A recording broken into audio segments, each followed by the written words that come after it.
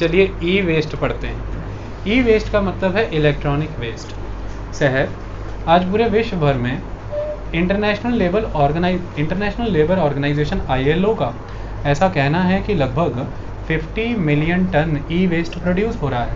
पूरे वर्ल्ड में 50 million ton ई waste produce हो रहा है और इसमें से केवल 20% को ही ट्रीट या फिर रिसाइकल और प्रोसेस करने की हमारे पास ताकत है।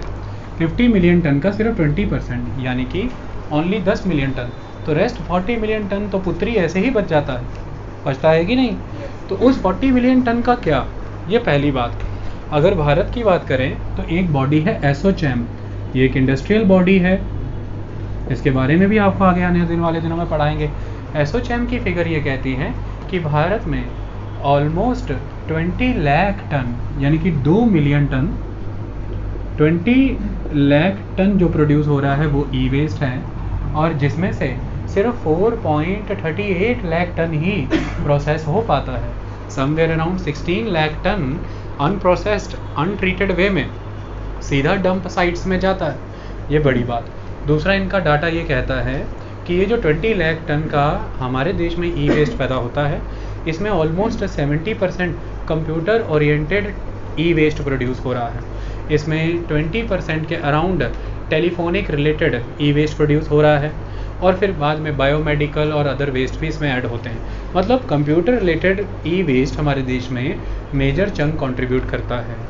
इसके अलावा अगर हम एक फिगर पर आएँ तो हमारी कंट्री में almost government, public and private institutions, government, public और प्राइवेट कंपनीज ही अकेले 70% के अराउंड प्रोड्यूस कर रही हैं ई वेस्ट।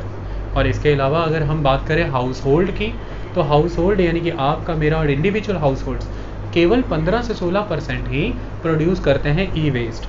लेकिन वो 15 से 16% ई वेस्ट भी एक बहुत बड़ा मिनेस बना हुआ है। उसका कारण यह है क्योंकि उस 15 से 16% ई वेस्ट की मॉनिटरिंग नहीं है। जो इंस्टीट्यूशनली यानी कि कंपनी, प्राइवेट हो या पब्लिक या फिर गवर्नमेंट के एंड पर ई वेस्ट जनरेट हो रहा है, वो एक तरह से कलेक्ट हो जाता है, एंड साइकिल में ख़त्म होता है जा कर के। लेकिन जो हाउस होल्ड के लेवल पे 15% है, due to the lack of knowledge, lack of monitoring system, lack of stringent guidelines and rules और policies and lack of awareness among the society, वो नॉर्मल गार्बेज में या ट्रैश में या नॉर्मल डंप सिस्टम का part बनता है और डंप हीप्स में चला जाता है। इसके ऊपर हमें बात करनी बहुत ज़रूरी है। ये सारी चीज़ों को अगर देखें तो इसके कई तरह के सोशो इकोनॉमिक पर्सपेक्टिव भी हैं।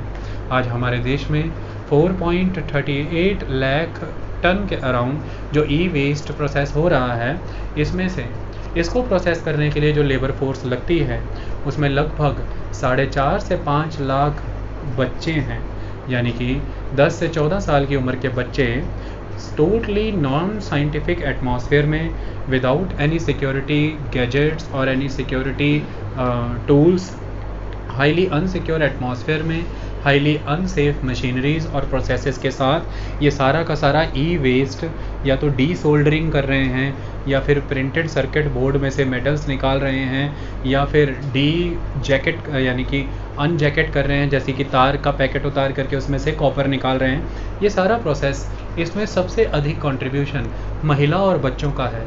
अगर आज की डेट में हम देखें तो कुल मिलाकर के जितने भी लोग इसमें काम कर रहे हैं उनको इसमें से 200 रुपये से लेकर के 800 रुपये तक की आमदनी हो जाती है। 200 रुपये बच्चे के लिए मान लीजिए और बीच में 300 से 400 रुपया महिला के लिए और 700 से 800 रुपया एक मेल कमा लेता है।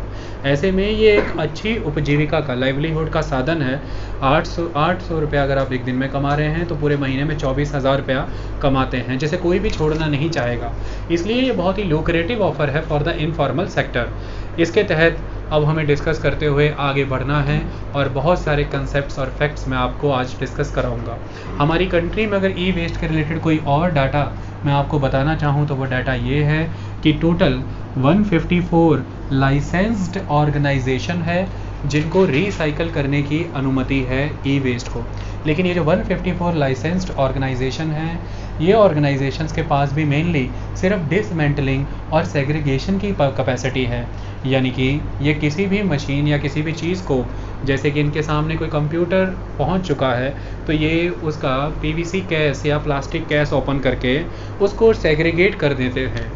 इसके अलावा अगर कोई उसके में से अंदर से कोई भी तरह का प्रिंटेड सर्किट निकला है तो उसको ये कहीं ना कहीं डिसमेंटल करने का ही काम करेंगे। यानी कि इनके पास भी या तो वो रिक्वायर्ड साइंटिफिक टेक्नोलॉजी और मशीन नहीं है जिससे ये इन्हें रिसाइकल कर सकें और इनको एक प्रोडक्टिव यूज़ में कन्वर्ट कर सकें, या फिर इनके पास जो मशीनरी या टेक्नोलॉजी है वो बहुत ही रूडिमेंट्री वर्जन में है या ऑब्सोलीट हो चुकी है, जिसकी वजह से इनके प्रोसेस और प्रोडक्शन एफर्ट्स उतने प्रोडक्टिव नहीं हैं। तो ये भी एक प्रोसेस को जन्म दे रहे हैं कि एक रिवर्स फिनोमेना ये है कि एक 154 लाइसेंस्ड ऑर्गेनाइजेशंस हैं जो सरकारी मान्यता प्राप्त हैं, ये अपने लेवल पे रिसाइकल करने की बजाय एक तो नॉन कैपेसिटी होने की वजह से और दूसरा कैपेसिटी नॉन रेम्यूनरेटिव और नॉन प्रोडक्टिव होने की वजह से ये इस प्रोडक्ट को भी सेग्रीगेट और डिसमेंटल करने के बाद रिसाइकलिंग पर्पस से इनफॉर्मल सेक्टर को ही दे रहे हैं। तो ये भी तो एक नेगेटिव फीडबैक सिस्टम को जनरेट कर रहे हैं। कुल मिलाकर के हमारे देश में जो 100% ई वेस्ट की अगर हम बात करें जो ट्रीट हो रहा है, इस ट्रीट हो रहे 100% ई वेस्ट में से 95% ई वेस्ट इनफॉर्मल सेक्टर में ट्रीट होता है और केवल 5% ही फॉर्मल सेक्टर में ट्रीट हो पाता है। This is the difference. और इनफॉर्मल सेक्टर वो सेक्टर है जो गवर्नमेंट रेगुलेशन से पूरी तरह से बाहर है, जो किसी भी तरह के रेगुलेटरी बॉडी या ऑर्गेनाइजेशन के अधीन नहीं आता। ये अपने तरीक़ों से अपनी प्रैक्टिसेस फॉलो करते हुए अनरेगुलेटेड मैनर में सारे ई वेस्ट को ट्रीट कर रहे हैं। इसलिए यह भारत के लिए केवल इकोनॉमी नहीं, सोशल और पॉलिटिकल इशू भी बहुत स्ट्रॉन्ग बनता है। अगर ऐसे में हम जिक्र करें कि ई वेस्ट यहाँ पर कौन सा काउंट होता है, तो आपने बहुत पहले ज़माने में VCR, VCPs देखे होंगे। समय बदल गया, उसके बाद स्टीरियोज़ वगैरह आपने देखे, black and white television, colour televisions, LED, LCDs अब आ गए, फिर कॉम्पैक्ट डिस्क आ गई आपके सामने, CD, DVD प्लेयर्स, ये सारे आपने देखे। हॉस्पिटल्स में MRIs, CT स्कैन्स और अदर मशीन्स आप देखते हैं, एक्सरे मशीन्स आपके सामने होती हैं। घरों में प्रिंटर रखते हैं, फोटोस्टेट मशीन आपके पास होती है, टेलीफोन है, लैपटॉप है, कंप्यूटर है, कितने सारे इलेक्ट्रिक वॉशिंग मशीन है, रेफ्रिजरेटर है, एयर कंडीशनर है, माइक्रोवेव ओवन है। कोई भी वो मटीरियल, एनी मटीरियल जो इलेक्ट्रिक करंट से या इलेक्ट्रोमैग्नेटिक फोर्स से अपने ऑपरेशंस परफॉर्म करता है वो इलेक्ट्रॉनिक वेस्ट कहलाता है। ओके, और इसे हम waste electrical and electronic equipment कहते हैं, WEEE, waste electrical and electronic equipment. और आज हमारे देश में ई वेस्ट में हम इलेक्ट्रिकल एंड इलेक्ट्रॉनिक इक्विपमेंट की ही बात कर रहे हैं। इलेक्ट्रिकल इक्विपमेंट की मैंने बात इसलिए की क्योंकि आपके घरों से जितनी भी केबल्स निकलती हैं, मोबाइल के चार्जर की जो तार निकली है, ये सारा इलेक्ट्रिकल के अंडर कवर हो जाता है, तो ये भी ई वेस्ट का ही पार्ट बनता है। चलिए इस पर जिक्र करते हुए हम समझते हैं कानून कौन से लाए गए हैं और काम कैसे चल रहा है।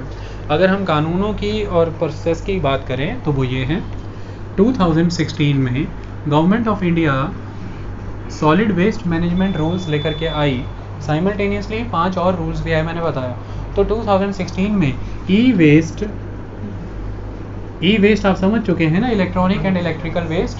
तो इलेक्ट्रॉनिक वेस्ट इसे लिखा जाता है। इलेक्ट्रॉनिक ई वेस्ट मैनेजमेंट रूल्स लेकर के आई सरकार आपके लिए। और इन ई वेस्ट मैनेजमेंट रूल्स की अगर हम बात करें, इन्होंने किसको रिप्लेस किया? इसके पहले 2011 में e waste management and handling rules थे आपके देश में।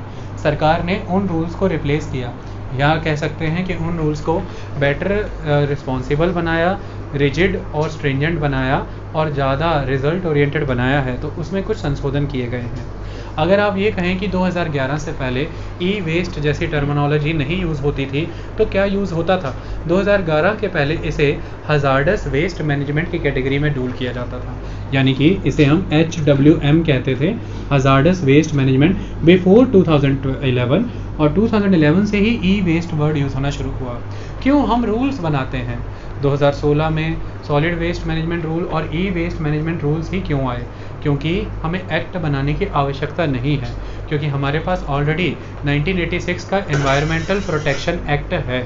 तो 1986 के एनवायरमेंटल प्रोटेक्शन एक्ट के अंडर ही हम इन सभी रूल्स को जन्म देते हैं। तो ये सारे रूल्स हैं।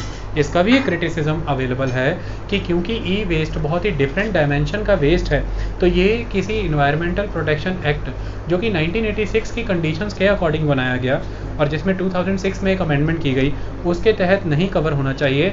ई वेस्ट का एक ई वेस्ट मैनेजमेंट एक्ट होना चाहिए अलग से, जिसके तहत इसकी अपनी सेंट्रल मॉनिटरिंग अथॉरिटी हो और सेंट्रल एग्जीक्यूटिंग बॉडी हो जो इसको पूरी तरह से क्रियान्वित करे, तभी ये मॉडर्न रिक्वायरमेंट को सेटिस्फाई कर पाएगा। तो क्रिटिक्स ये भी कहते हैं, लेकिन आज की डेट में ये सभी के सभी 6 रूल्स जो मैं आपको पढ़ाऊंगा, चाहे वो ई वेस्ट हैं, प्लास्टिक वेस्ट हैं, सॉलिड वेस्ट हैं, म्युनिसिपल वेस्ट हैं, control and demolition, construction and demolition waste हैं, या फिर हजार्डस वेस्ट हैं, ये सारे एनवायरनमेंट प्रोटेक्शन एक्ट से ही अपनी ताकत डिराइव करते हैं और उसी से चलते हैं।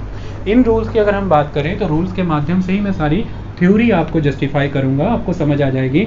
सबसे पहले हम लेकर के चलते हैं पहला rule, that is e waste management rule का पहला रूल, जिसमें सरकार ने पहली चीज़ वो जो एंटर नहीं कराई है, जो पहले नहीं थी, वो थी क्लोरोफ्लोरोसेंट लैंप्स। CFLs इसमें ऐड कराई गई हैं, ये बहुत इंपॉर्टेंट है।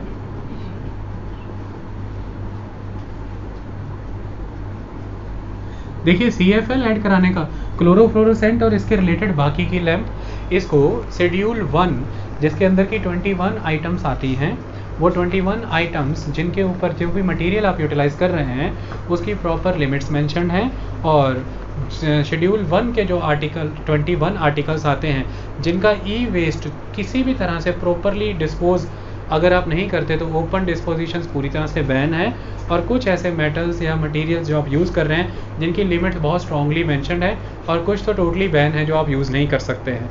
ये सारा कुछ शेड्यूल 1 में दी हुई उन 21 आर्टिकल्स के ऊपर लागू होता है, जिसके तहत अब आपने CFL को भी डाला है। तो ये जब हम क्लोरोफ्लोरोसेंट लैंप्स की बात करते हैं, इसमें मरकुरी का इस्तेमाल बड़े लेवल पर होता है, हेलोजिनेटेड सब्सटेंसेस यूज़ किए जाते हैं, और इसके बाद से अब इससे जुड़े हुए कोई भी मटेरियल्स जिनमें मरकुरी का यूटिलाइजेशन होगा, जो इस तरह के फंक्शंस परफॉर्म कर रहे हैं, वो सारे लैंप इसमें कवर्ड होंगे। इसी वजह से घरों से डिस्कार्ड हो रहे वो सारे CFL लाइट्स, हमने तेज़ी से ओल्ड बल्ब को CFL से रिप्लेस कर दिया।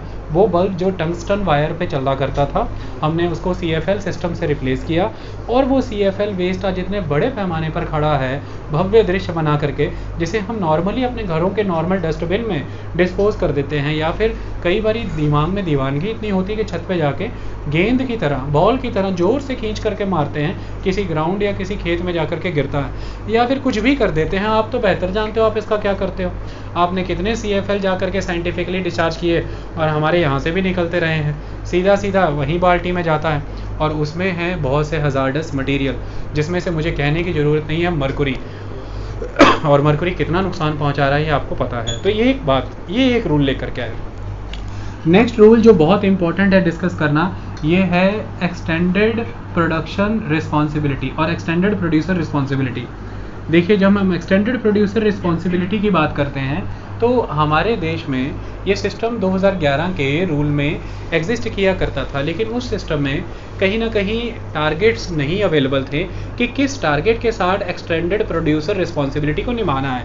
नए सिस्टम 2016 में हमने target oriented extended producer responsibility को बढ़ाया है, और एक्सटेंडेड प्रोड्यूसर रिस्पॉन्सिबिलिटी यहाँ से क्या मेरा कहने का मतलब है, ध्यान से देखिए। प्रोड्यूसर जो होता है उसका पर्पज़ है सामान को बेच देना, उसके बाद ख़त्म हो जाती है उसकी जिम्मेदारी कि उस सामान का क्या हो रहा है, लेकिन यहाँ पर उसकी रिस्पॉन्सिबिलिटी को इससे आगे बढ़ाया गया है, एक्सटेंड किया गया है कि अगर सपोज़ कीजिए आप कोई मोबाइल सेल कर रहे हैं, तो ये आपकी पूरी जिम्मेदारी हो जाएगी कि वो मोबाइल एंड ऑफ लाइफ हो जाने पर या फिर ऑब्सोलीट हो जाने पर टेक्नोलॉजी, या फिर अनवांटेड हो जाने पर आपको उसे चैनलाइज करना है कि वो चैनलाइज हो करके एक ऑथोराइज्ड डिसमेंटलर के पास पहुंचे या किसी ऑथोराइज्ड रिसाइकलर के पास पहुंचे।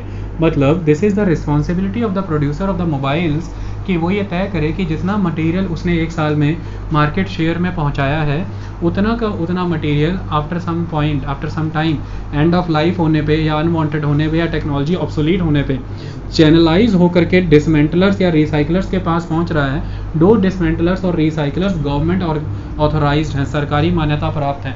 ये है एक्सटेंडेड प्रोड्यूसर रिस्पॉन्सिबिलिटी, जो अल्टीमेट स्टेप है सरकार का। ये कैसे काम करेगी वो मैं अभी आपको समझा देता हूँ। अब के पहले ये नहीं हुआ करती थी। इसमें एक्सटेंडेड प्रोड्यूसर रिस्पॉन्सिबिलिटी में कोई टारगेट्स नहीं दिए जाते थे। अब टारगेट ये है कि आपका जो भी मोबाइल शेयर है, सपोज़ कीजिए मैं मोबाइल बनाता हूँ और मेरा मोबाइल शेयर इस साल का मार्केट का जो भी रहा उसका बाय वेट कंपैरिजन करके 20% मुझे चैनलाइज कराना है पहले साल में। जब भी कानून लागू हुआ रूल्स, उसके वेरी फर्स्ट ईयर में मुझे 20% of the total market share of my product मुझे चैनलाइज कराना है एंड ऑफ लाइफ होने पर, अनवांटेड होने पर, with the passage of time end of life होने पर मुझे ये कराना है। इसके अलावा सेकंड इसमें स्टेप ये रहता है, इसमें पहले तो आपने पहले साल में जब ये प्रभावी हुआ तो आपने 20% का रूल बनाया और आपने ये कहा कि 2023 तक हर साल 10% इसमें ऐड होगा और 2023 तक टोटल 70% तक पहुंचेंगे और 2023 के बाद फिर 70% परमानेंट कर दिया जाएगा। जैसे मान लीजिए कि सपोज़ कीजिए कि आपके द्वारा 100 मोबाइल प्रोड्यूस करके मार्केट में फेंके गए हैं, तो 2023 तक आपको अपने 70 मोबाइल तो चैनलाइज कराने ही है। 70 मोबाइल आपको चैनलाइज कराने ही हैं। अब ऐसे में दीवाने बन करके आप कहें कि सारे 100 के 100 मोबाइल क्यों नहीं, आप अपने भाई को दे सकते हैं, वो फ़ौरन चला जाए दुबई। अब कंपनी दुबई तो नहीं आएगी मोबाइल लेने के लिए कि आ जाए इसे चैनलाइज कराना है। तो 70% का एक टारगेट वहाँ पर रखा गया है। अब ये किसके ऊपर लागू होती है, ये एक्सटेंडेड प्रोड्यूसर रिस्पॉन्सिबिलिटी किसके ऊपर? इस बार डेफिनेशन को चेंज किया गया और डेफिनेशन एक्सटेंड कर दी गई। वो किस किस तक बढ़ा दी गई? पहले इस डेफिनेशन के अंदर सिर्फ प्रोड्यूसर आया करता था, रिसाइकलर आया करता था, रिफर्बिशर आया करता था। इस डेफिनेशन को बढ़ा करके अब बहुत सारे मेंबर इसमें इंड्यूस किए गए हैं। ये भी इस रूल का ही एक पॉइंट बनता है। अब इसके अंदर मैन्युफैक्चरर तो है, मैन्युफैक्चरर आ गया नया, इसके अंदर प्रोड्यूसर आ गया, इसके अंदर ब्रांड ऑनर आ गया, इसके अंदर रिपेयर शॉप आ गई, इसके अंदर रिसाइकलर आ गया, इसके अंदर रिफर्बिशर आ गया जो सेकेंड हैंड प्रोडक्ट्स बनाते हैं, यूज़ करते हैं। ये सारे सेगमेंट इसके अंदर आ गए। ये सेगमेंट इसके अंदर लाने का कारण क्या हो गया? मान लीजिए कि आप एक कंप्यूटर बनाते हैं। मुद्दे की बात यह है, कंप्यूटर में बहुत सारी चीज़ों का आप उपयोग करते हैं, जैसे आपको यूपीएस चाहिए, सीपीयू चाहिए, कीबोर्ड चाहिए, सब कुछ उन्हें मैन्युफैक्चर कोई कर रहा है, लेकिन अल्टीमेटली सारी चीज़ें आपने इकट्ठी लेकर के असेंबल करके प्रोड्यूस आपने किया है वो कंप्यूटर। तो पहले मानिए कि आप इसके एम्बिट में कवर होते थे, लेकिन अब वो मैन्युफैक्चरर भी इसके एम्बिट में कवर हो रहा है, जिसने वो सारा मटेरियल बना करके आपको कंट्रीब्यूट किया है। सेकंड इंपॉर्टेंट एस्पेक्ट, वो मैन्युफैक्चरर हो गया, प्रोड्यूसर, लेकिन आपका कंप्यूटर बिकेगा नहीं, क्योंकि आप जानते हैं जब तक इसके ऊपर लेबल नहीं लगेगा। तो वो ब्रांड ऑनर जिसने अपना लेबल इसे दिया है, जो इसके ऊपर चिपका है और फिर ये कंप्यूटर बिका है, ये तीनों प्लेयर को जोड़ना बहुत ज़रूरी था। मैं आपको एक उदाहरण के तौर पे समझाता हूँ। सपोज़ कीजिए कि आपकी गाड़ी कहीं पर बनी है, गाड़ी आपकी टोयोटा की है और वो टोयोटा कंपनी में बनी है। आपकी टोयोटा कंपनी ने उस गाड़ी को बनाने के लिए कितने सारे इलेक्ट्रॉनिक इक्विपमेंट्स का यूज़ किया होगा। आज वॉइस रिकॉग्नाइजर्स है, आज फोल्डेबल ORVMs है आपकी गाड़ियों में, आज किस तरह के डिजिटल इक्विपमेंट सारे गाड़ी के अंदर लगे हैं, रेन सेंसिंग वाइपर्स लगे हैं, ऑटो टच अप डाउन होते हैं आपके विंडो पैन्स, ये सारा इलेक्ट्रॉनिक मशीन्स यूज़ हो रही हैं। ऐसे में वो कंपनी तो बड़े लेवल पर ई वेस्ट जनरेट कर रही है, लेकिन वही गाड़ी जब आप मेंटेन कराने के लिए रिपेयर शॉप में लेकर के जाते हैं, रिपेयर शॉप में भी तो कितने सारे नए फ्यूज़ या पुराने फ्यूज़ लगेंगे, कितना सारा मटेरियल, नए प्लग, नए स्विचेस निकाल करके नए प्लग, नए स्विचेस लगाए जाएंगे। वो रिपेयर शॉप का भी इसमें आना ज़रूरी था, ये इंपॉर्टेंट था। टोयोटा को जिन्होंने छोटे छोटे मटेरियल असेंबल करके दिए, कई तरह के स्टीरियोज बना करके दिए, कंसोलर्स बना करके दिए, विंडो पैन स्विचेस बना करके दिए, वो भी इसमें कवर होने ज़रूरी थे। एवरीबडी, और वो ब्रांड ऑनर जो सिर्फ इस लीगेसी पर मज़े कमा रहा है, क्योंकि इस ब्रांड ऑनर ने उस कंप्यूटर को अपना नाम दिया, तो उसके ऊपर रॉयल्टी तो ये कमाएगा, क्योंकि जब वो कंप्यूटर बिकेंगे तो उस ब्रांड की वैल्यू से रिकवर होगी। तो इसकी भी जिम्मेदारी बन जाती है कि ये भी उस ई वेस्ट से उपभोग कर रहा है, कमाई कर रहा है, तो इसे भी पे करना पड़ेगा। तो चाहे आप मैन्युफैक्चरर हैं, चाहे प्रोड्यूसर हैं, चाहे ऑनर हैं, चाहे आप रिपेयर में हैं, चाहे आप रिसाइकलर हैं, डिसमेंटलर हैं, चाहे रिफर्बिशर्स हैं, सिर्फ चीज़ें सेकेंड हैंडली लेकर के उन्हें डील कर रहे हैं, बेच रहे हैं, एवरीवन इसके अंडर कवर होता है। ये 2016 का रूल है कि कहीं पर भी कोई अनटैप्ड ना रह जाए। यही नहीं, इस डेफिनेशन ने अपने आप को और एक्सटेंड किया। इस डेफिनेशन के अंदर 2016 के रूल्स के अंदर इस बार सिर्फ और सिर्फ इक्विपमेंट यूज़ नहीं किए गए। पहले सिर्फ इक्विपमेंट यूज़ होता था, लेकिन what about the spare parts, what about the components. इस बार पूरा इक्विपमेंट भी है like as a whole computer, लेकिन एज अ सिंगल कंपोनेंट भी वो काउंट होगा। ओके, कंपोनेंट वाइज भी, पूरा कंप्यूटर वाइज भी, इक्विपमेंट वाइज भी, स्पेयर पार्ट्स भी उसके यूज़ होंगे। तो स्पेयर भी, कंपोनेंट भी, इक्विपमेंट भी, सारी कैटेगरी इस बार इसमें इंड्यूस कर दी गई कि यहाँ से भी अनटैप ना हो। तो कुल मिलाकर के हमने प्रोड्यूसर मैन्युफैक्चरर के वाया, हमने component, spare parts and equipment के वाया हर माध्यम से ई वेस्ट टैप हो जाए, इसके लिए नए सख्त कानून बनाने का एक प्रावधान इस बार रखा है। हमने 2011 को एक्सटेंड कर दिया है। स्टेक होल्डर वाइज भी हमने कितने नए स्टेक होल्डर एंड यूज़ कर दिए, और प्रोडक्ट रेंज वाइज भी हमने कितनी नई चीज़ें ऐड कर दी उसमें, CFL और अदर आस्पेक्ट्स, और टारगेट वाइज भी यानी कि हमने उसमें नई चीज़ें ऐड कर दी, स्पेयर भी ऐड कर दिया, कंपोनेंट भी ऐड कर दिया, नॉट ओनली इक्विपमेंट। हर वे में हम उसे टारगेट कर रहे हैं, और ऐसे में हमने एक्सटेंडेड प्रोड्यूसर रिस्पॉन्सिबिलिटी में टारगेट रखा है 20% का। और ये टारगेट कैसे पूरा होगा, इसके लिए एक नए तरह की बॉडीज़ आएंगी। उन बॉडीज़ को हम कहेंगे producer responsibility organisations, producer responsibility organisations, PROs। Now these bodies are very important. मैं पॉइंट वाल के नहीं लिखता, ऐसे लिख देता हूँ, PROs। जब आप प्रोड्यूसर रिस्पॉन्सिबिलिटी ऑर्गेनाइजेशंस की बात करते हैं तो इसे हम कैसे समझ सकते हैं, ये मैं आपको समझाता हूँ। इंटरनेशनल लेवल पर जितनी भी बेस्ट प्रैक्टिसेस हैं, आज हम उन्हीं बेस्ट प्रैक्टिसेस को फॉलो करके आगे बढ़ रहे हैं, और हमारे ये रूल एक्सटेंडेड प्रोड्यूसर रिस्पॉन्सिबिलिटी वाला इंटरनेशनल बेस्ट प्रैक्टिसेस का नमूना है, क्योंकि वहीं पर इसी तरह से टारगेटेड अप्रोच को यूटिलाइज़ किया जा रहा है। उसके बेसिस पर PRO का सिस्टम ऐसे वर्क करता है। इसमें ओप्पो ने आज की डेट में एक अग्रीमेंट कर रखा है 3R कंपनी के साथ। अगर आप देखें तो नोकिया, आप चले जाएं नोकिया के बाद, उसके में प्लैनेट बचाओ आंदोलन नोकिया ने चलाया था सन 2009 में। आपको नोकिया शॉप में जाने के बाद एक बॉक्स नज़र आएगा, उस बॉक्स पे लिखा होगा कि आप अपना चार्जर, अपना मोबाइल या उससे रिलेटेड कोई भी मटेरियल इस बॉक्स में डाल दीजिए। आप जब उस बॉक्स में वो मटेरियल डाल देते हैं तो नोकिया उसे अपने डिफरेंट सभी जगह से कलेक्ट करके, अपने नोकिया शॉप से कलेक्ट करके नोकिया कलेक्शन सेंटर में भेज देता है, और नोकिया कलेक्शन सेंटर से फिर वो ऑथराइज डिसमेंटलर या रिसाइकलर के पास चला जाता है। ऐसे में अब आपके सामने क्या होगा, A कंपनी कोई अवेलेबल है, वो A कंपनी आपके लिए मान लीजिए मोबाइल बना रहे हैं। अब वो A कंपनी मोबाइल बनाए या ये सब देखे कि मोबाइल वापस कहाँ से आएंगे, कैसे कलेक्ट करेगा, ये करेगा, तो इस A कंपनी को मोबाइल बनाने के साथ ही एक बेनिफिट मिल जाएगा। सरकार इन्हें ये कहती है कि या तो आप अकेले या फिर आप कंपनियां आपस में जुड़ करके फंड कंट्रीब्यूट करके उस फंड से एक प्रोड्यूसर रिस्पॉन्सिबिलिटी ऑर्गेनाइजेशन, क्योंकि ये आपकी जिम्मेदारी बनती है, तो आप एक रिस्पॉन्सिबिलिटी ऑर्गेनाइजेशन क्रिएट करिए, या तो इंडिविजुअली करिए या कॉमन PRO बना लीजिए। वो PRO कंपनी यानी कि B कंपनी है, वो B कंपनी आपको सरकार के द्वारा मिले टारगेट्स मैनेज करेगी। वो B कंपनी यानी कि PRO, producer responsibility organisation firm, आपको कहेगी जम के मोबाइल, जम के लैपटॉप, कंप्यूटर बनाओ, आप प्रोडक्शन में और सेलिंग में यकीन रखो, collection we will handle and recycling और चैनलाइजिंग वी विल हैंडल। आपको इसमें आना नहीं है, आप बस अपने तरफ से हमें 1 करोड़, 2 करोड़, 3 करोड़ जितना फंड है आप कंट्रीब्यूट करते रहो, हमें स्टाफ प्रिक्योर करना है, हमें अपने ऑपरेशन मैनेज करने हैं। तो ये पर्टिकुलरली PROs अपना सारा काम करके, सारा वेस्ट कलेक्ट करके उसे एक ऑथराइज्ड पर्सन को चैनलाइज करके दे के उससे जो सर्टिफिकेट रिसीव करेगी, वो सर्टिफिकेट ही आगे इस प्रोड्यूसर कंपनी को आगे बढ़ने का मौका देगा, क्योंकि उन सर्टिफिकेट्स की फर्दर ऑडिटिंग होती है एवरी ईयर, और वो ऑडिटिंग करेंगे स्टेट पोल्यूशन कंट्रोल बोर्ड्स।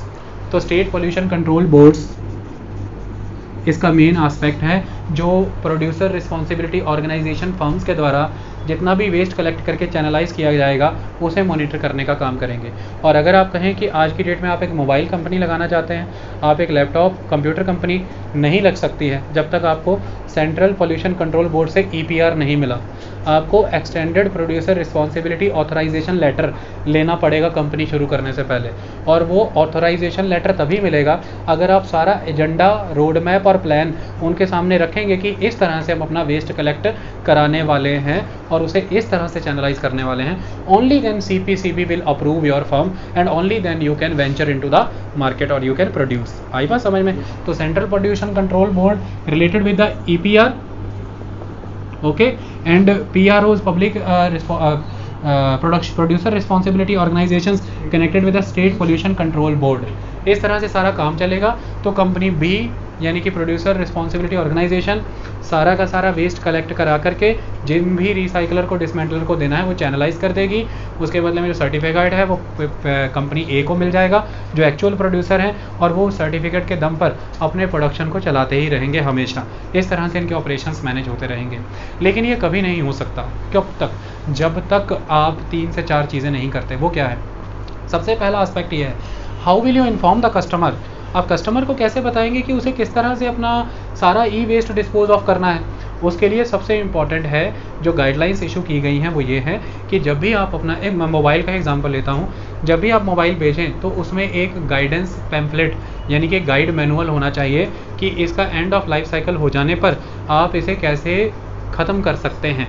उसमें पूरी डिटेल रहेगी, यानी कि कलेक्शन सेंटर का पूरा पोस्टल एड्रेस, उसकी पूरी ईमेल आईडी और पूरा टोल फ्री नंबर। ये जब आपका एंड ऑफ लाइफ साइकिल होगा, आप उनमें से तीनों में से किसी एक से भी संपर्क करिए, और वहाँ पर या तो उनके पास ये भी फैसिलिटी है कि वो इन हाउस कलेक्ट करा लेंगे आपसे, बंदा भेज करके मंगा लेंगे, या आपको नियर बाय एरिया से वो करना होगा। इसके लिए ग्रीने ऐप लॉन्च किया है भारत सरकार के द्वारा। Ministry of electronics and information technology ने ग्रीने ऐप लॉन्च किया है। इस ग्रीने ऐप को आप अभी अपने मोबाइल में खोलिए और उसमें आपको एक इस तरह का एक बटन नज़र आएगा जिसमें लिखा होगा कलेक्शन सेंटर सर्चिंग। आप उसमें क्लिक करेंगे तो आपका कलेक्शन सेंटर सर्च होने लग जाएगा। कलेक्शन सेंटर सर्च होने लग जाएगा, उसमें क्लिक करिए, आपका नियर बाय कलेक्शन सेंटर आपको शो हो जाएगा। आपको उस कलेक्शन सेंटर पे जाना है। एक जगह पे आपको ये भी मैकेनिज्म मिलेगा कि आपसे इन हाउस कलेक्शन भी हो जाएगा। तो इस तरह से ये सारी जानकारी आपको नियरेस्ट और आपकी कंपनी के कलेक्शन सेंटर तक पहुंचाती है। लेकिन एक लेवल पे आपको अवेयर बनना होगा। अब आप मोबाइल लेके दबा लेंगे बेड में, बताएंगे नहीं किसी को, तो फिर तो आपके घर से आगे कोई निकाल के नहीं लेकर के जाएगा। तो उसके लिए अवेयरनेस कैंपेन है, वो अभी समझाएंगे। मैकेनिज्म समझ आया कि कैसे कलेक्शन होगा। कलेक्शन करने का पहले तक के नियम में क्या था? पहले तक के नियम में कलेक्शन तक की बात खत्म हो जाती थी, लेकिन इस बार के नियम में क्लियर मैंडेट है कि collection is not the option. Collect करके you have to channelise to the authorised dismantler और रिसाइकलर। आपको ऑथोराइज्ड डिसमेंटलर और रिसाइकलर तक भी पहुंचाना है, उसका प्रमाण पत्र, उससे रिसीप्ट लेकर के हमें देना है। क्योंकि कलेक्ट करके तो आप कहीं भी डंप कर दोगे, किसी तरह से भी ख़त्म कर दोगे, उसका क्या, हमें क्या फ़ायदा। हम कलेक्ट एक लोकल वेंडर से करा ले जो कूड़ा उठाने आ रहा है, या कलेक्ट आपका बंदा कर ले, घर जा करके कलेक्ट किया, कस्टमर से पर्ची ले ली कि मैंने इनसे कलेक्ट कर लिया, रास्ते में आते हुए मोटरसाइकिल पे उड़ा के फेंक दे, क्या फ़ायदा उस चीज़ का। या फिर रास्ते में आके कूड़े वालों को दे दे, जाओ जाके डंप कर देना। आपको ये रिसिप्ट सबमिट करनी होगी कि आपने कलेक्ट करके इसे ऑथराइज्ड डिसमेंटलर या रिसाइकलर को दिया है। ये होगा एक पूरा चैनल। ओके, तो कंपनी बी यानी कि producer responsibility organisation, company A यानी कि manufacturer, producer, brand owner, recycler, dismantler, refurbisher, anybody, उसके लिए ये सारा कलेक्शन सेंटर मैकेनिज्म एक्टिवेट करेगी, उसके लिए कलेक्ट करेगी। और बी ये सब करने के बाद सी को हैंड ओवर करेगी, जो रिसाइकलर है ऑथोराइज्ड या जो डिसमेंटलर है ऑथोराइज्ड। और सी से जो इशू होगा रिसिप्ट उसे बी को मिलेगा, और बी ला करके उसे ए को देगी जो ओरिजिनल प्रोड्यूसर है। ओके, और ए इसी के माध्यम से आगे बढ़ पाएगा, वरना ए की एक्सटेंडेड प्रोड्यूसर रिस्पॉन्सिबिलिटी ऑथराइजेशन रद्द हो जाएगी। ओके, इसके तहत और भी बहुत से परिवर्तन किए गए हैं। वो क्या है? रूल्स में और भी चीज़ें हैं। Ministry of electronics and information technology, ministry of electronics and information technology को ये कमांड दी गई है कि आज हमारे देश में 95% ई वेस्ट सारा का सारा इनफॉर्मल सेक्टर में काम कर रहा है। ऐसे में इस इनफॉर्मल सेक्टर के अंडर जब 95% ट्रीटमेंट होगा तो इसी वजह से वेंचर्स नहीं हो पा रहे इंडिया में। देखिए, आप एक बात सुनिए, अगर आज की डेट में हमारी कंट्री में कोई भी कंपनी ए है और वो ऑथोराइज्ड रिसाइकलर या डिसमेंटलर है, तो उसे इतनी हैवी मशीन्स, इतनी इंपोर्ट ड्यूटी, कस्टम ड्यूटी जो प्रोडक्ट मंगाने में, इतनी सारी लीगल परमिशंस, एक्साइज ड्यूटी और अदर सारे एस्पेक्ट्स सेटिस्फाई करने ज़रूरी होते हैं। इसके तहत उसकी एक प्रॉपर प्रोडक्शन कॉस्ट आती है, यानी कि रिसाइकलिंग या डिसमेंटलिंग की उसकी एक कॉस्ट आती है। ये सारी कॉस्ट को वो सेटिस्फाई करेगा अपनी सेलिंग प्राइस से। जब वो चीज़ें जो डिराइव हुई हैं उन्हें सेल करेगा, तभी वो सारी उसकी कॉस्ट रिकवर होगी और वो तभी रन हो पाएगा एफिशिएंटली, अदरवाइज वो रन नहीं हो पाएगा। लेकिन ये तभी हो सकता है कि जितनी उसने कैपेसिटी इंस्टॉल करी है अपने प्लांट में, उस कैपेसिटी को पूरी तरह से यूटिलाइज करने के लिए उसके पास उतना ही फीड स्टॉक भी आ रहा है। कंपनी ए के पास एक प्रॉपर फीड स्टॉक होना चाहिए। उसने जितनी कैपेसिटी इंस्टॉल की है, जितना इन्वेस्टमेंट किया है, अगर उसके बराबर अपनी इंस्टॉल्ड कैपेसिटी को यूटिलाइज करने के बराबर का उसके पास फीड स्टॉक ही नहीं होगा, तो फिर वो आउटपुट क्या निकालेगा रिसाइकल करके। और अगर आउटपुट ही प्रॉपर नहीं आई तो उसे वो वैल्यू फैच ही नहीं होगी जो उसकी इनपुट कॉस्ट के बराबर की हो या उससे अधिक हो, तो फिर वो सस्टेनेबल कैसे कर पाएगा, कमर्शियली वायबल कैसे होगा। यही कारण है कि हमारे देश में इंसिनरेशन प्लांट भी फेल हुए, और यही कारण है कि हमारे देश में ऑथराइज्ड ई वेस्ट डिसमेंटलर भी खत्म हो रहे हैं। कारण क्योंकि इसके बराबर एक बहुत बड़ा बेल्ट एग्जिस्ट कर रहा है इनफॉर्मल सेक्टर का, जिनको काफ़ी फ़ायदे हैं। इसमें से बड़ी मात्रा में बहुत से प्रोडक्ट निकलते हैं जिसके बारे में अभी पढ़ाने वाला हूँ। इसकी वजह से ना तो उनके पास इंस्टॉल्ड मशीन्स हैं, ना टेक्नोलॉजीज़ हैं, ना लीगल परमिशंस हैं, ना टैक्स के एम्बिट में कवर होते हैं, ना अदर लाइसेंसेज उन्हें लेने पड़ते हैं, ना रॉयल्टी भरनी पड़ती है, और सारा अनसेफ एंड इनसिक्योर मैकेनिज्म के तहत सारा प्रोसेस के माध्यम से वो वेस्ट से वैल्यूएबल प्रोडक्ट डिराइव कर रहे हैं। नेचुरली उनकी इनपुट कॉस्ट बहुत कम रहती है ऑर्गेनाइज्ड फॉर्म से, और नेचुरली उन्हें बहुत सस्ते, बहुत अच्छी कीमत भी हम लोगों को, आप लोगों को या किसी को भी जो हम वेस्ट जनरेटर हैं, इन्हें अच्छी कीमत पे करके भी वो खरीद सकते हैं as compare to this company. तो ऐसे में हमेशा फीड स्टॉक उनकी तरफ जाएगा, ना कि वो फीड स्टॉक इन कंपनीज़ की तरफ आएगा। ऐसे में जब दो लोग कंपटीशन में खड़े हैं, एक ए और एक बी, ये एक तरह की अनफेयर कंपटीशन हो जाएगा, अनफेयर ट्रेडिंग प्रैक्टिस हो जाएगी, क्योंकि बी के पास स्कोप ज़्यादा है due to the informal sector कि वो जनरेटर को अच्छी वर्थ दे सकता है। तो जनरेटर की तरफ से हमेशा फीड या वेस्ट बी के पास ही जाएगा, जिससे कि शेयर कट जाएगा ए का, और ए की जस्टिफाई नहीं हो पाएगी इंस्टॉल्ड कैपेसिटी। इस वजह से हमारे देश में कोई वेंचर नहीं करना। State of the art technologies are available, state of the art machineries and the plants and the processes are available, but no one wants to venture into our country. Why? Because there is no feedstock, there is no end product worth or the value, because there is ultimate existing informal sector of the e-waste dismantling that is of 9%, 95% chunk. Then how can you compete with the invisible competitor? Because informal means the invisible, जो दिख नहीं रहा, जो कहीं है ही नहीं। अगर देखने जाओ तो दस्तावेजों पे है ही नहीं, आप compete किससे कर सकते हैं? This is the menace that we are suffering. We can never create a kind of legalized and authorized dismantling or recycling system unless until we are not going to convert the informal sector into the formal sector, or we are not going to curb the activities of the informal sector unless until we are not having any kind of formal sector to dismantle or recycle the e-waste generation. So for that we need to perform some aspects, and I will explain you what kind of work we need to do. The most important aspect under here is the Ministry of Electronics and Information Technology going to spread a kind of technology and knowledge. क्या किया जा रहा है? इसके तहत ये कहा जाता है कि हमारे देश में जो एक इनफॉर्मल सेक्टर है, जो बड़े लेवल पर रोज़गार भी उत्पन्न कर रहा है इन लोगों के लिए, लगभग 20 से 25 लाख लोग इस इकोनॉमी में रोज़गार में लगे हुए हैं जो ई वेस्ट को मैनेज कर रहे हैं। ये एक बहुत इंपॉर्टेंट आस्पेक्ट है। ओके, अब इन लोगों को आप कैसे डील कर सकते हैं? पहले हमें इन्हें इनफॉर्मल से सेमी फॉर्मल कैटेगरी में लाना होगा, फिर सेमी फॉर्मल से ही ये फॉर्मल कैटेगरी में आएंगे। उसके लिए क्या करना होगा?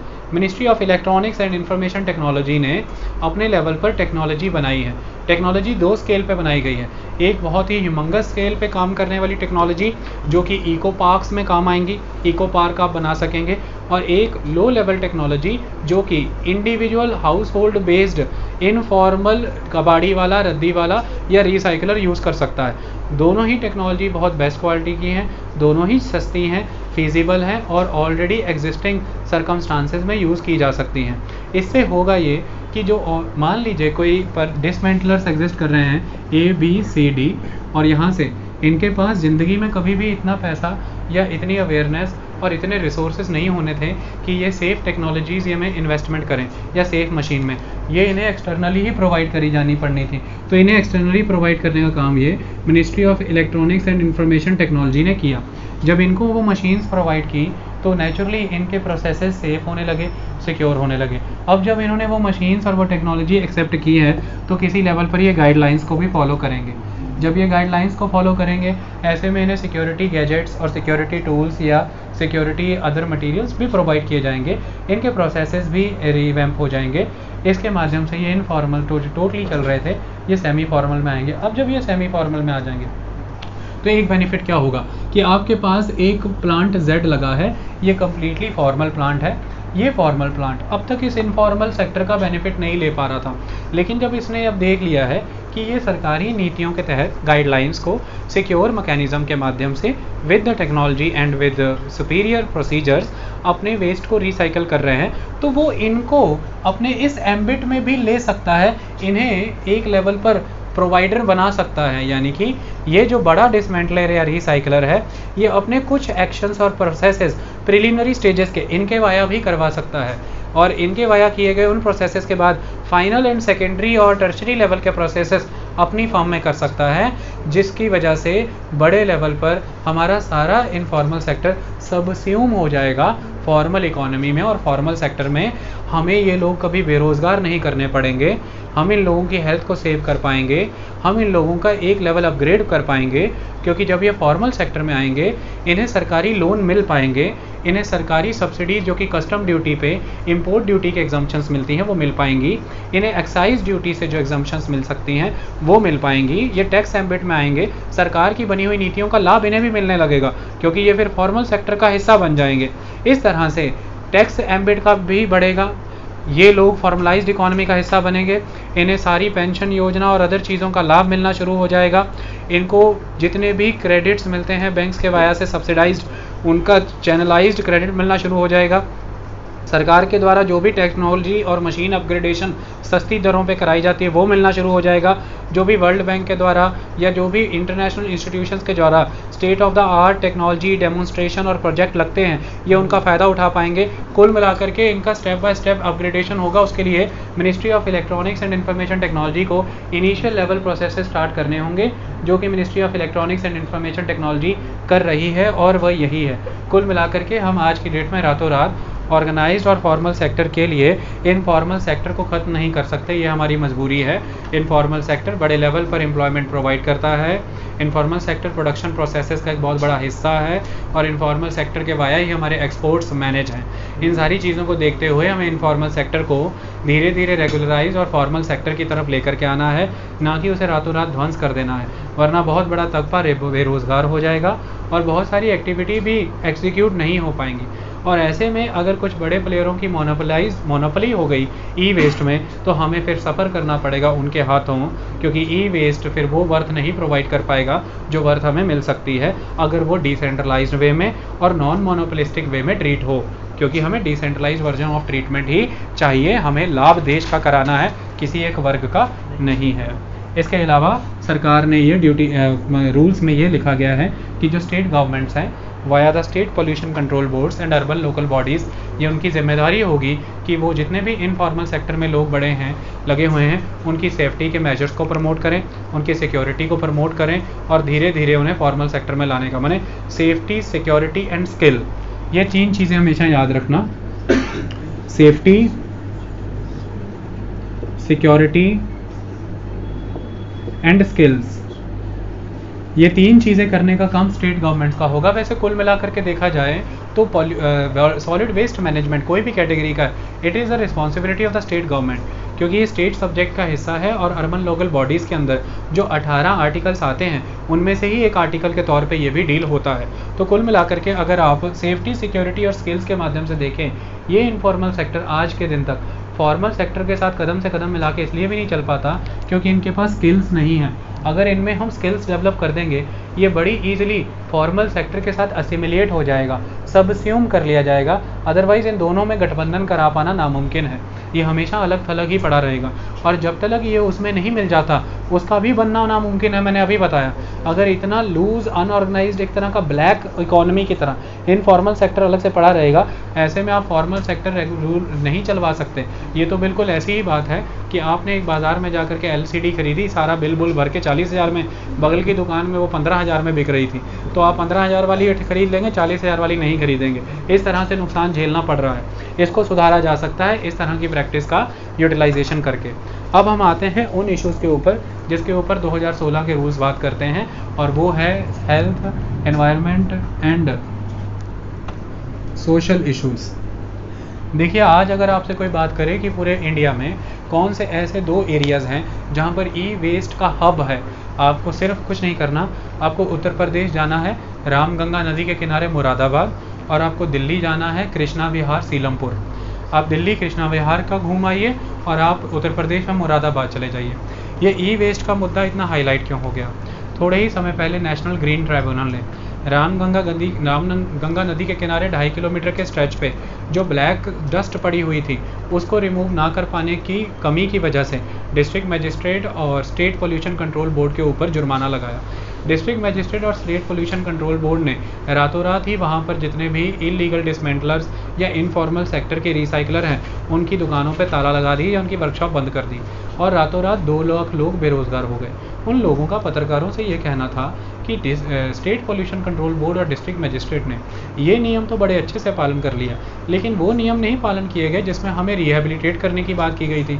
यानी कि ये क्लियर कट गाइडलाइंस है डिस्ट्रिक्ट मजिस्ट्रेट को कि हमारा रिहेबिलिटेशन होना चाहिए, हमें ख़त्म नहीं करना है, हमें दोबारा स्थापित करना है। इसके लिए हमारी सेफ्टी, सिक्योरिटी, नए तरह की मशीन्स, टेक्नोलॉजीज़ और स्किल्स के ऊपर फोकस करना है। ये सारी चीज़ों पर इन्होंने फोकस नहीं किया और हमें ख़त्म कर दिया गया। इसके अलावा अगर आप सीलमपुर की बात करें, सीलमपुर में आपको एक खास तरह का अपरेटस नज़र आएगा।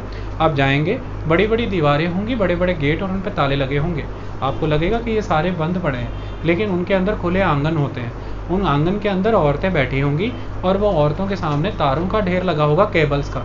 वो उन केबल्स को ओपनली इंसिनरेशन भट्टियों में नॉर्मल ईंटें लगा करके आग जल रही है, और वो उनको जैसे छल्ली भूनी जाती है इस तरह से आग को जला जला के कोयले पे तारे उनमें डाल रही हैं। तारे की प्लास्टिक पीवीसी, जो पीवीसी जैकेट उस पर चली रहती है, वो पिघल रही है और अंदर से तांबा, और उस तांबे को एक एसिड में डाल करके प्योरीफाई करके उसकी राउंडेड वायर्स बना करके ढेर लगाती जा रही है। इसी तरह से बच्चे आपको काम करते मिलेंगे।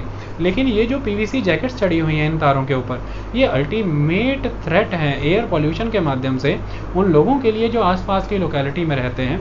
लेकिन सीधा थ्रेट तो उसके लिए है ना जो काम कर रहा है। वो वर्कर खुद कितना हार्मफुल स्मोक अपनी चेस्ट में लेकर के जा रहा है, जिससे कई तरह की आपको चेस्ट यानी कि पल्मोनरी डिजीजेस होने का खतरा है। फिर सेकंड इंपॉर्टेंट एस्पेक्ट, इसके तहत कई तरह के आपकी बॉडी में मटेरियल जाते हैं जो आपके ब्लड के साथ फ्यूज़ होकर के, मिक्स होकर के आपको कई तरह के नर्वस डिसऑर्डर्स क्रिएट करते हैं और आपके ब्लड सेल्स को पूरी तरह से मेटामॉर्फिक करने का दम रखते हैं, माइटोसिस कर दिया जाता है। इसके अलावा थोड़ी आगे जाएँ, आपको कुछ प्लांट नज़र आएंगे जिसके फ्रंट पे शॉप्स बनी हुई हैं, आप अंदाज़ा भी नहीं लगा सकते। लेकिन अगर आप थोड़ा अंदर चले जाएं, दरवाजे खोल करके, वहाँ पर आपको बच्चे बैठे मिलेंगे जो अपना गद्दी आसन लगा करके बैठे, और उनके सामने प्रिंटेड सर्किट पड़े रहेंगे और कई तरह के मटेरियल पड़े रहेंगे, जिनमें से वो गोल्ड और सिल्वर और बाकी मटेरियल डिराइव कर रहे हैं। जिसके बाद वो सारा का सारा मटेरियल जब आप डिराइव करते हैं तो बड़े बड़े एसिड चैम्बर या ड्रम बने हुए हैं, उनमें वो उसे डाल देते हैं।